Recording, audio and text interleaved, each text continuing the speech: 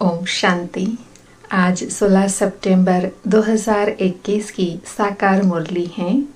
आज बाबा ने मरजीवा जन्म को बड़े ही धूमधाम से मनाने की स्मृति दिलाते हुए कहा, मीठे बच्चे, बेहद का बाप इस बेहद की महफिल में गरीब बच्चों को गोद लेने के लिए आए हैं। उन्हें देवताओं की महफिल में आने की जरूरत नहीं। आज मुरली में प्रश्न है, बच्चों को कौन सा दिन बड़े ही धूमधाम से मनाना चाहिए? तो बाबा ने उत्तर दिया, जिस दिन मरजीवा जन्म हुआ, बाप में निश्चय हुआ, वह दिन बड़े ही धूमधाम से मनाना चाहिए। वही तुम्हारे लिए जन्माष्टमी है। अगर अपना मरजीवा जन्म दिन मनाएंगे तो बुद्धि में याद रहेगा कि हमने पुरानी दुनिया से किनारा कर लिया है। हम बाबा के बन गए, अर्थात वर्षे के अधिकारी बन गए। आज मुरली में गीत है, महफिल में जल उठी क्षमा परवानों के लिए। ओम शांति। गीत, कविताएं, भजन, वेद, शास्त्र, उपनिषद, देवताओं की महिमा आदि तुम भारतवासी बच्चे बहुत ही सुनते आए हो। अभी तुमको समझ मिली है कि यह सृष्टि का चक्र कैसे फिरता है। पास्ट को भी बच्चों ने जाना है, प्रेजेंट दुनिया का क्या है वह भी देख रहे हो, वह भी प्रैक्टिकल में अनुभव किया है। बाकी जो कुछ होना है सो अभी प्रैक्टिकल में अनुभव नहीं किया है। पास्ट में जो हुआ है उसका अनुभव किया है। बाबा ने समझाया है, बाप बिगर कोई समझा न सके। अथा मनुष्य है परंतु वो कुछ भी नहीं जानते हैं। रचयिता और रचना के आदि मध्य अंत को कुछ नहीं जानते। अभी कलयुग का अंत है, यह भी मनुष्य नहीं जानते। हाँ, आगे चल अंत को जानेंगे, मूल को जानेंगे, अर्थात वास्तविकता को जानेंगे। बाकी सारी नॉलेज को नहीं जानेंगे। पढ़ने वाले स्टूडेंट ही जान सकते हैं।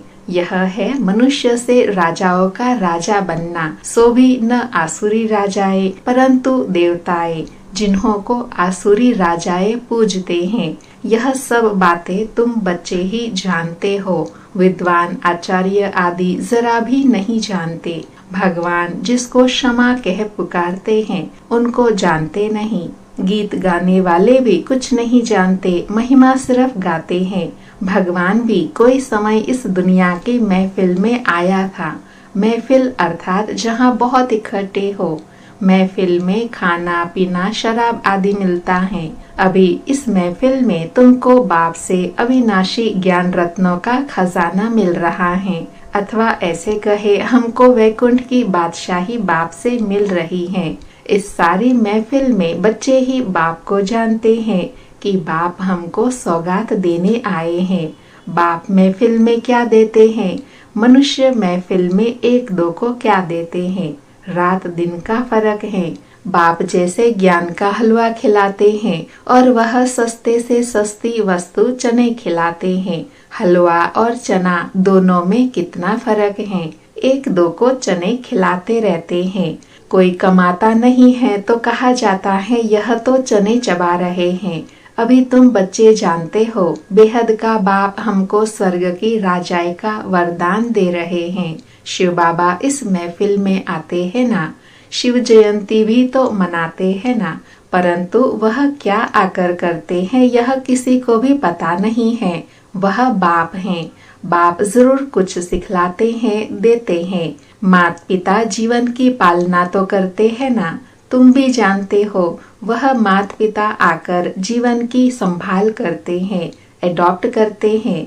बच्चे खुद कहते हैं, बाबा हम आपके 10 दिन के बच्चे हैं, अर्थात 10 दिन से आपके बने हैं। तो समझना चाहिए कि हम आपसे स्वर्ग की बादशाही लेने का हकदार बन चुके हैं। गोद ली है। जीते जी किसी की गोद ली जाती है तो अंधश्रद्धा से तो नहीं लेते हैं। माता पिता भी बच्चे को गोद में देते हैं। समझते हैं हमारा बच्चा उनके पास जास्ती सुखी रहेगा और ही प्यार से संभालेंगे। तुम भी लौकिक बाप के बच्चे यहाँ बेहद के बाप की गोद लेते हो। बेहद का बाप कितना रुचि से गोद लेते हैं।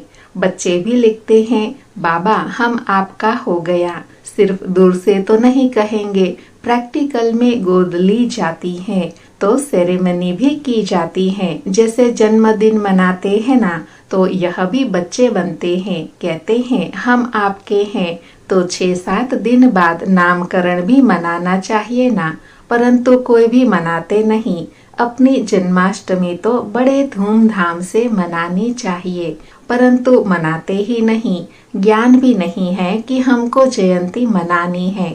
12 मास होते हैं तो मनाते हैं। अरे पहले नहीं मनाया, 12 मास के बाद क्यों मनाते हो? ज्ञान ही नहीं, निश्चय नहीं होगा।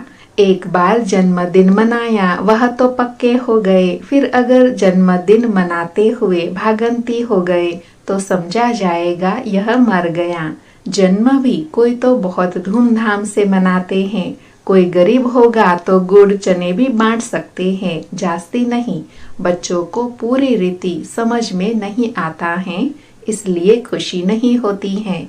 जन्मदिन मनाए तो याद भी पक्का पड़े, परंतु वह बुद्धि नहीं है। आज फिर भी बाप समझाते हैं, जो नए बच्चे बने उनको निश्चय होता है तो जन्मदिन मनाए। फलाने दिन हमको निश्चय हुआ, जिससे जन्माष्टमी शुरू होती है। तो बच्चे को बाप और वर्षे को पूरा याद करना चाहिए। बाबा कह रहे हैं ऐसा अलौकिक जन्मदिन मनाना चाहिए जो जीवन में सदा ही याद रहे और खुशी निश्चय बना रहे। बच्चा कभी भी भूलता थोड़े ही है कि मैं फलाना का बच्चा हूँ। यहाँ कहते हैं कि बाबा आप हमको याद नहीं पड़ते हो। ऐसे अज्ञान काल में तो कभी नहीं कहेंगे, याद न पड़ने का सवाल भी नहीं उठता। तुम बाप को याद करते हो, बाप तो सबको याद करते ही हैं। सब हमारे बच्चे काम चिता पर जलकर भस्म हो गए हैं। ऐसे और कोई गुरु व महात्मा आदि नहीं कहेंगे। यह भगवान वाच ही है कि मेरे सब बच्चे हैं। भगवान के तो सब बच्चे हैं ना। सब आत्माएं परमात्मा बाप के बच्चे हैं। बाप भी जब शरीर में आते हैं तब कहते हैं यह सब आत्माएं हमारे बच्चे हैं। काम चिता पर चढ़ भस्मीभूत तमो प्रधान हो गए हैं। भारतवासी कितने आयरनेस्ड हो गए हैं। काम चिता पर बैठ सब सांवरे बन पड़े हैं। जो पूज्य नंबर 1 गोरा था सो अब पुजारी सांवरा बन गया है। सुंदर सो श्याम है। यह काम चिता पर चढ़ना गोया सांप पर चढ़ना है।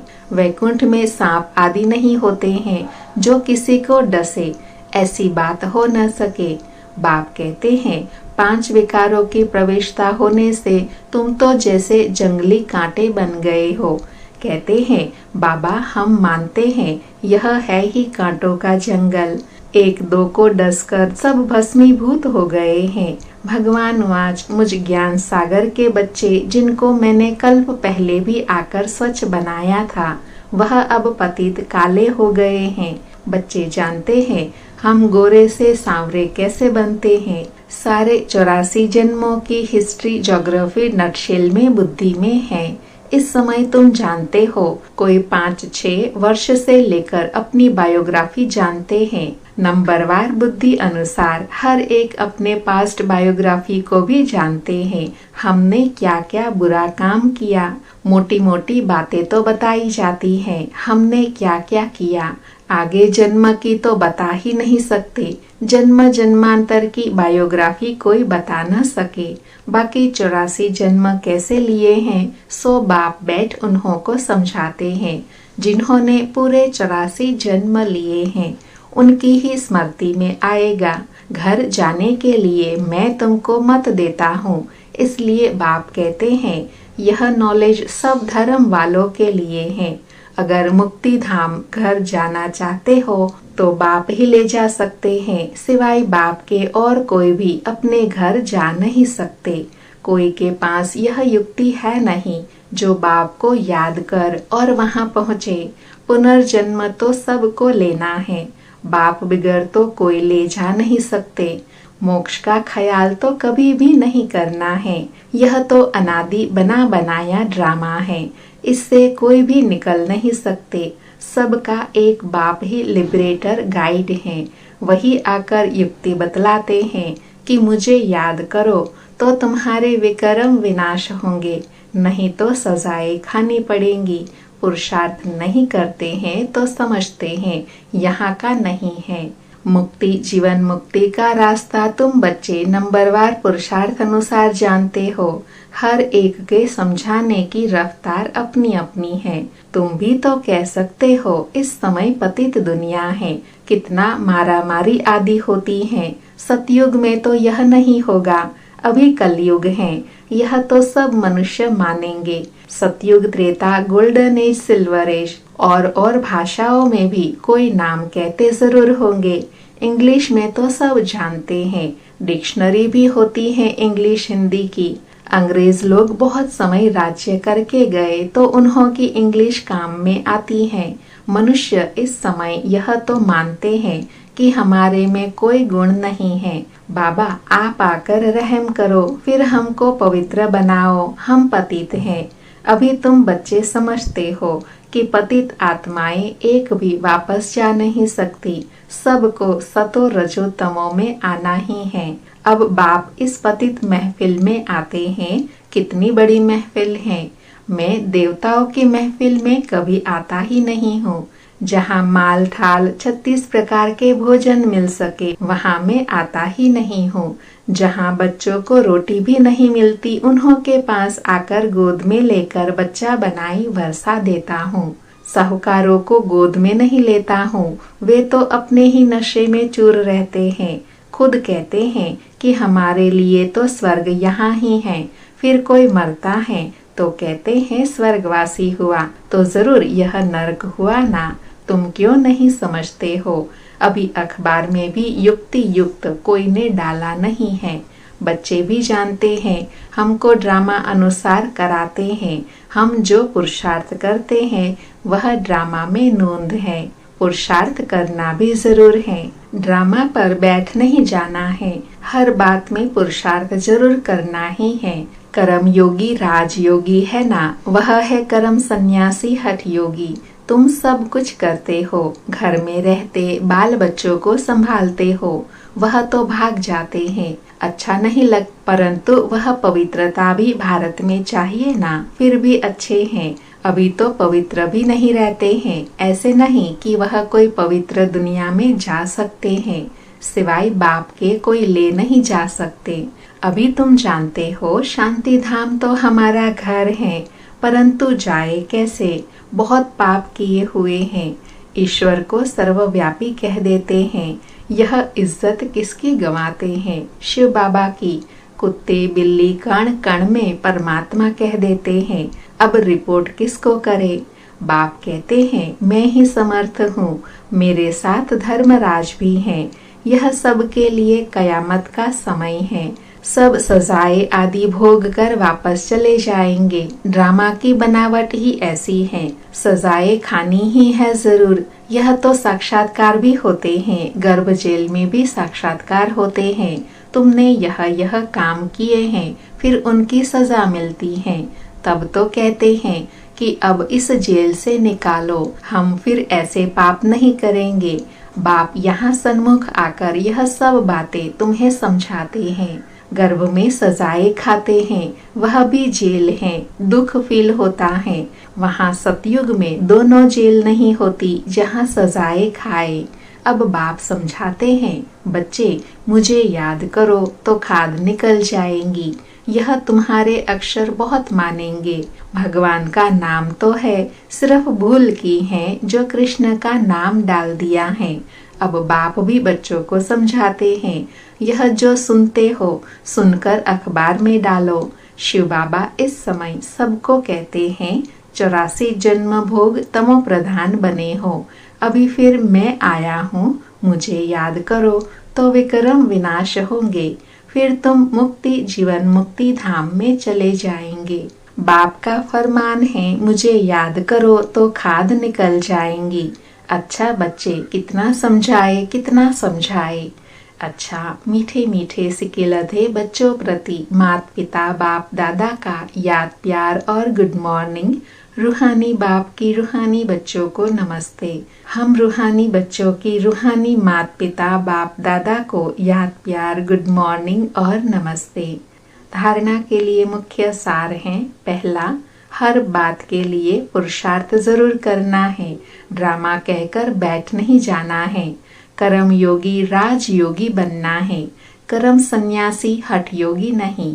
दूसरा, बिगर सजाए खाए बाप के साथ घर चलने के लिए याद में रहकर आत्मा को सतो प्रधान बनाना है, सांवरे से गोरा बनना है।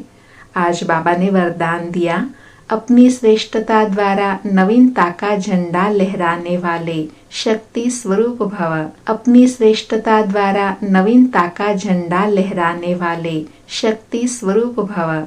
स्पष्टीकरण है, अभी समय प्रमाण समीपता के प्रमाण शक्ति स्वरूप का प्रभाव जब दूसरों पर डालेंगे तब अंतिम प्रत्यक्षता समीप ला सकेंगे।